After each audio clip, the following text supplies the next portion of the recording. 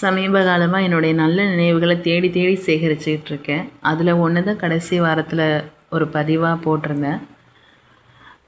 இன்னொன்று ஒரு 4 வருஷத்துக்கு முன்னாடி நாங்கள் ஒரு ரொம்ப தூரத்தில் தங்கியிருந்தோம். அப்போது ராத்திரி வேலை முடிச்சுட்டு சந்தை ஒன்று நடக்கும் திங்கக்கிழமையில் மட்டும்.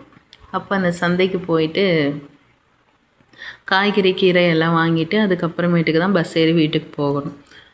அந்த மாதிரி அந்த சந்தையை ஃபுல்லாக சுற்றி பார்த்துட்டு திரும்ப ஆரம்பிக்கிற இடத்துக்கே வந்து அங்கேருந்து வயசானவங்கள்ட்ட கீரை காய்கறி வாங்கிட்டு வரும்பொழுது என் வீட்டுக்கார் வந்து அங்கே ஒரு இடத்துல எல்லா காய்கறி கீரையும் இருந்துச்சு, எல்லாம் ஃப்ரெஷ்ஷாகவும் இருந்தது. அதை வாங்குறத விட்டுட்டு ஏன் இங்கே வந்து வாங்கணும், அதுக்கு எதுக்கு சந்தைக்கு வரணும் அப்படின்னு கேட்டப்போ தான் நான் சொன்னேன், அவங்க போட்ட முதலுக்கு அதிகமாகவே அவங்க லாபம் பார்த்துருப்பாங்க. காஞ்சு போயிருக்குன்றதுனால இவங்கக்கிட்ட யாரும் வாங்காமலே போயிருப்பாங்க. நாளைக்கு ஜீவிதத்துக்கான காசு கூட இவங்களுக்கு கிடச்சிதான்னு நமக்கு தெரியாது.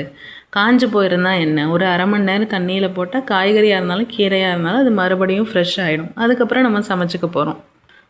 வயசாகிடுச்சு நம்மளால் முடியலன்னு சொல்லிட்டு யாசகம் கேட்காம ஏதோ நம்மளால் முடிஞ்ச ஒரு வியாபாரம் பண்ணியாவது நம்மளுடைய வாழ்க்கையை ஓட்டலாம் அப்படின்னு நினைக்கிறவங்களுக்கு நாம் மரியாதை கொடுக்கணும்ல அப்படின்னு சொன்னது தான். அதுக்கப்புறம் நான் அதை எங்கேயுமே ரிப்பீட் பண்ணவே இல்லை. ஆனால் அதை ஒரு 3-4 இடத்துல அவர் செய்கிறத நான் பார்த்தேன்.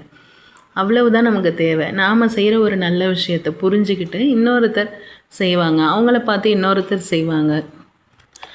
இது அதுலேருந்தே ஒரு வருஷத்துக்குள்ளே நான் ஃபேஸ்புக்கில் கூட ஒரு ஸ்டோரியாக போட்டிருந்தேன். ஒரு சீன பழமொழியை வந்து ஹைலைட் பண்ணி, பசியில் இருக்கிற ஒருத்தருக்கு வந்து நம்ம மீனை இலவசமாக கொடுக்கறத விட மீன் பிடிக்கிறது எப்படின்னு கற்றுக் கொடுக்கணும் அப்படின்னு வரும். அதுக்கப்புறமேட்டுக்கு இந்த ஸ்டோரி எழுதியிருப்பேன்.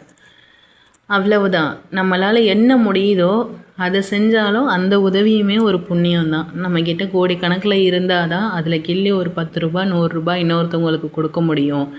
அப்படின்னு நம்ம அந்த கோடி வர வரைக்கும்லாம் காத்துக்கிட்டு இருக்க முடியாது. அது வரைக்கும் நமக்கு வாழ்நாள் இருக்குமானும் தெரியாது.